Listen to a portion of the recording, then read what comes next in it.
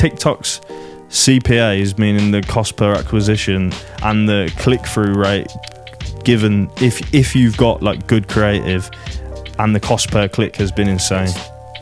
Sitting on the interface here. All right, okay, let's go. Oh, what's your legs, feet mate? forward, Maro. Don't like fucking. Just put your feet under. Funny about touching my feet off yours.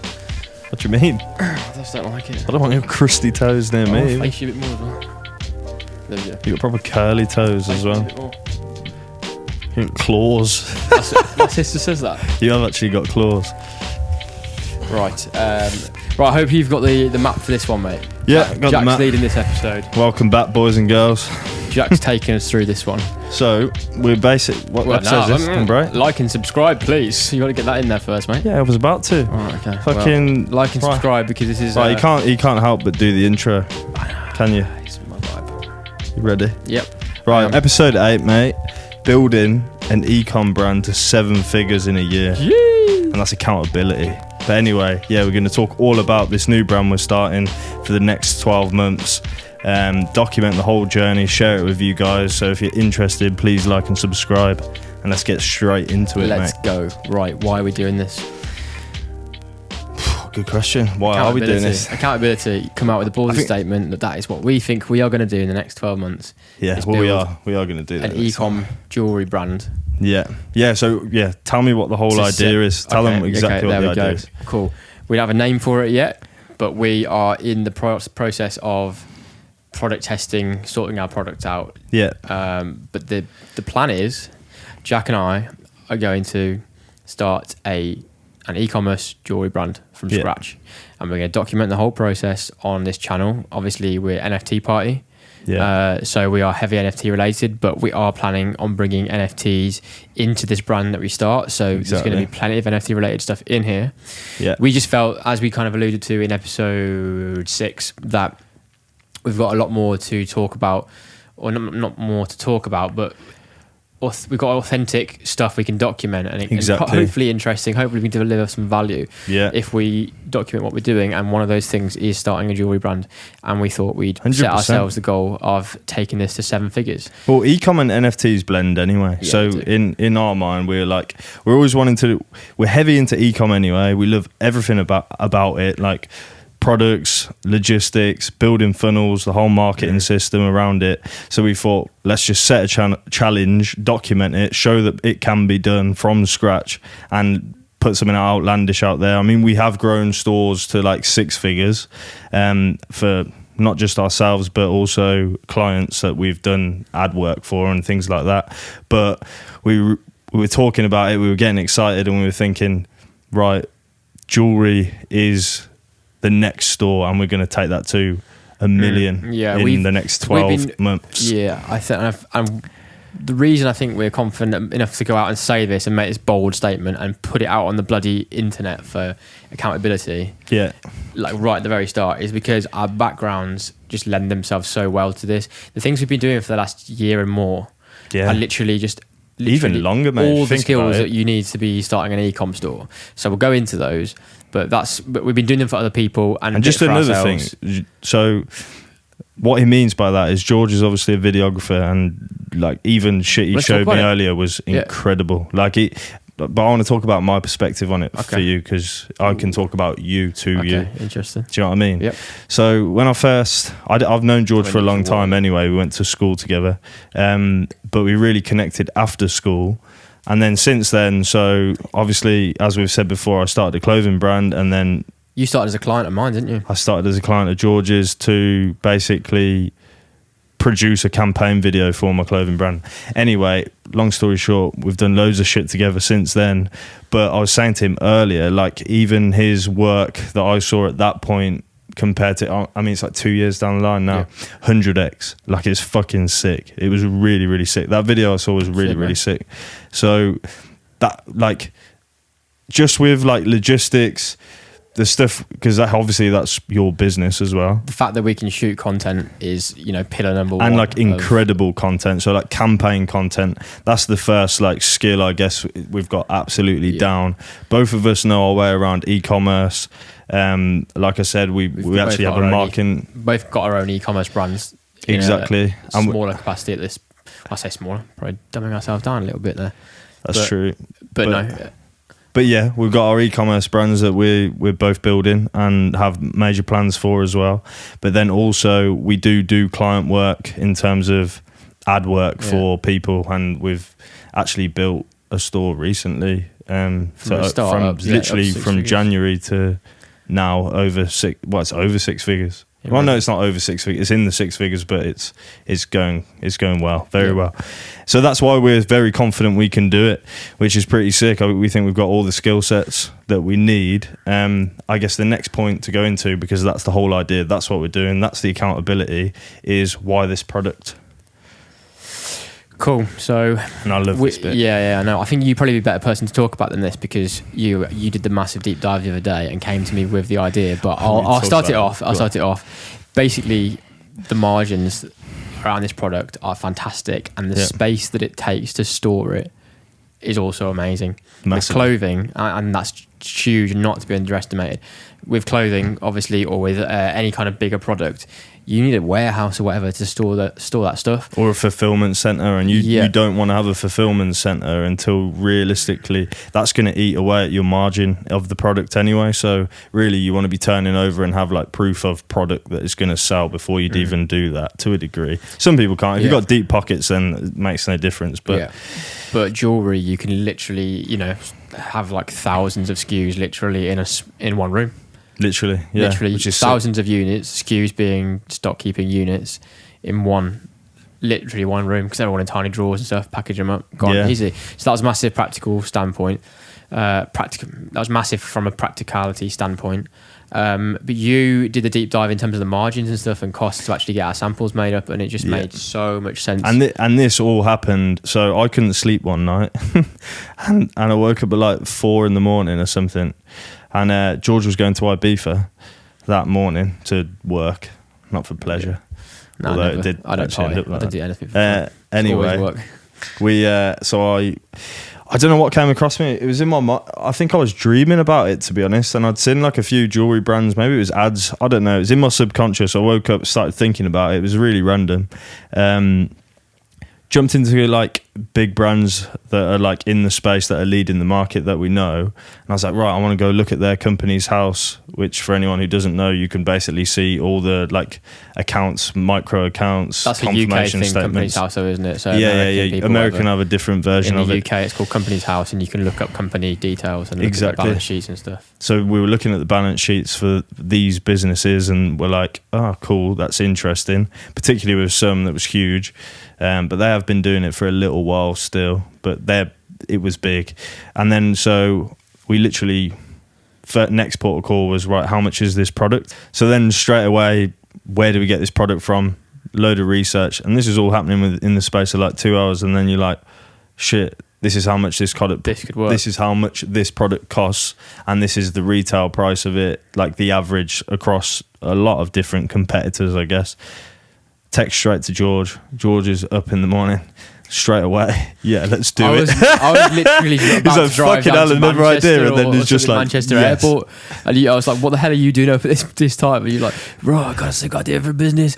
Because we've been looking for a product. Put it that way. It's not like like that was probably in your subconscious, because we've been having these talks the last few months, and like we'd been looking for the ideal product. I'll tell you one thing this hasn't got actually. In terms of when we were looking for our ideal product, we said it had to be this, and this. Is consumable in the sense that we were looking for something consumable, so there's repeat purchase, so that we can maybe drive subscription models. So it's not ideal, but it's something we feel like we can do a lot of damage in a short space of time because of our backgrounds and because of the skill sets that we cover. 100%. So I think that answers that question. Yeah, definitely. I think it was just funny how just the idea comes out, and then like most people you'd message that to, and they'd be like, fucking hell, mate, like just chill out. And George is like, let's fucking do that. And then he was like, yeah, let's talk about it on the podcast and do all this stuff. So I was like, I'm going to order a load of pieces from these other rival brands, and so we can start getting a bit of research together. Literally, which is energy. Like that's what we love. Yeah, it doesn't need to take that long. So I guess summarize that whole thing. Why this product? Well, low storage. So it's not going to cost anything to store it. You can store it in your house, and you could still store a lot of products. You don't even need a big house. You could have a tiny little anything really. You could store it. Shipping's going to be a lot cheaper because it weighs a lot less, and the margins are sick. So, well, they look good anyway at the moment. We'll see when we really dive into it. What's next on the list then? So, this is a good one. How are we going to incorporate NFTs into it? Well, Shopify's been an absolute legend lately. That's true. It's very, very true. The token gated commerce that they've introduced. So this is like where, everything we talked about in previous episodes comes into play, because we always naturally ended up talking about the brand related. Sorry, mate, I did just finish that. The brand related applications for NFTs. Yeah, I spat in it. That kind of made me feel sick. Sorry, I had to. You hate spit, don't you? Wow, that was actually disgusting. I didn't know you drank from it. I did. Sorry, go on. Fucking as well. No, we're getting sidetracked, mate. Where's my train of thought? Just gone. Yeah, my bad. Yeah, no. So Shopify have introduced recently, which is just where my mind goes straight away. The token gated commerce feature for their store, which is sick. Because that basically what that allows you to do is, if you own an NFT, they've got technology in place where if you log into their store, what is it like? What do you show your wallet? You just connect your wallet. Yeah, that's it. Connect your wallet with the store, and then it gives you access to whatever the store wants to give you. So like that might be, say you hold, I don't know. Okay, for us, here's a real life example right now. We bring out an NFT project, for our brand, our unnamed brand, and by holding the NFT, you get lifetime 50% discount for exactly. Yeah. Let's just say that. So you just get access to a different version of the site built specifically for that person. Yeah, and they would get their 50% discount off, and they can shop which is just a retail trick anyway, but done a way better way. So it's like prestige systems and loyalty programs that these clothing brands or any retailer offers on repeat purchases. You're doing the same thing just with an NFT. That is powerful. It's cultivating a community. It's exciting really, because you can actually see like your loyal people who want to repeat buy from you and reward them with it, which is quite exciting. So I think NFTs have a mad bit to play in it. They're going to have a huge part to play. They can be attached to products. There's all sorts of shit we're going to like fuck about with. Just like 101 how to drop a utility-based NFT project for your brand. I think we're going to from scratch. I'm really excited, because that is hopefully going to be videos we're going to be able to make 100%. And I don't think anyone's talking about that really. No, they're not. Obviously Gary Vee is, but like from a top macro down level, whereas we're hopefully going to be able to give you like literal on the ground, show you screenshots, show you all the info about. That's got me hyped, mate, didn't it? Yeah, about literally dropping a project totally utility. Because I don't actually think anyone, like I've seen YouTube videos where people are like, yeah, I'm gonna go 0 to 1 million or 0 to 100, follow the journey. I don't think anyone yet has said 0 to 1 million in revenue on this store and incorporate NFTs and share that with you and how we're going to do that. That's a good play, man. Let's get me, mate. I can feel the energy in this one anyway. You can kind of tell that we love this shit. Like we've been looking for our rhythm so far. We've been looking for our rhythm. I feel like we are finding it. I'm actually hyped. Right. So boom, that's how we're going to incorporate NFTs. There's only 2 more points anyway. So this is a good point. Market saturation and how are we going to compete? Because obviously there is like, even when you looked at some things, you got targeted to fuck off ads. I was looking at a couple of accounts, 2 or 3 accounts. I went on like 2 websites, and I was getting bombarded by brands, and I was screenshotting all their ads and recording their ads and stuff. It must have been probably 9 or 10 like jewellery brands. I was like, okay, wow, that's a lot. But my big thing with them, there was a couple, obviously there's market leaders there's a couple that are doing the game really, really well.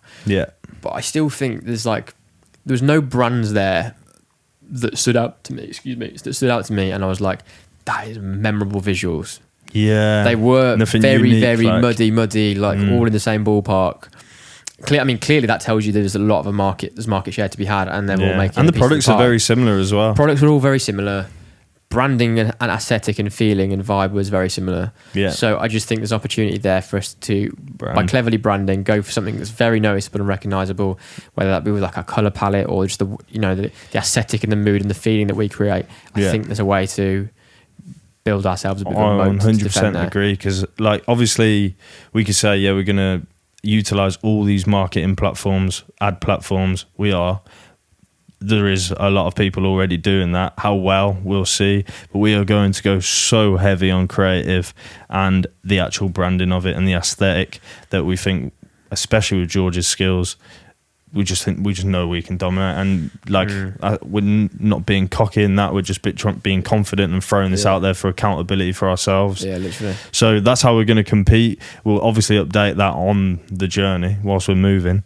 And then lastly, well, actually, we don't really need to go through this point. This was marketing tools we need for success, and that's literally just listing like your ad platforms: Google ads, Facebook ads, TikTok ads. Yeah. You want to talk about the attribution software? Obviously, for people who are in the whole e-com game, know that this iOS 14 update, it's probably iOS 15 now, whatever, fucked up tracking. So like you couldn't track specific actions as like accurately. So now this new software came out that we've been using actually just recently. Yeah, Triple Whale, which we absolutely love. We're using that on our ad clients at the moment, and it's unbelievable. Like they're really... It's just bringing like the old e-com game back. Like in terms the data's really, really accurate.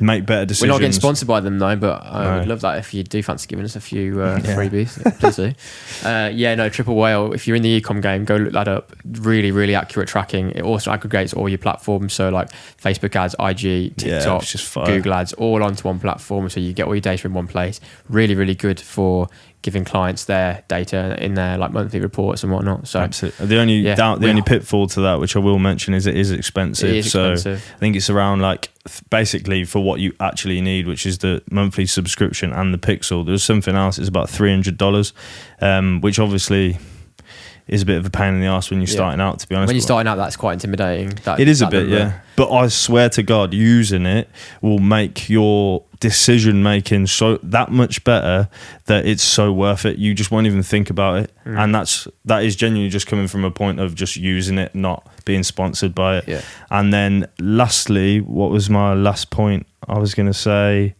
tools. Influence marketing. We are planning to do influencer UGC. Yeah, so you just spurred it. No, it wasn't that. I just wanted to touch on TikTok. TikTok's CPAs, meaning the cost per acquisition and the click-through rate, given if you've got like good creative, and the cost per click has been insane. It's filthy, isn't it? It's been insane. Like we're talking a CPM, which is your cost per 1,000 impressions, which just means basically how many times has that ad appeared on someone's like, let's say, phone or feed. It's absolute dirt cheap. Like it's like the old days. Oh, we've lost the camera. Oh shit. That's all right. No, we're good. All right. It's just way lower. Yeah.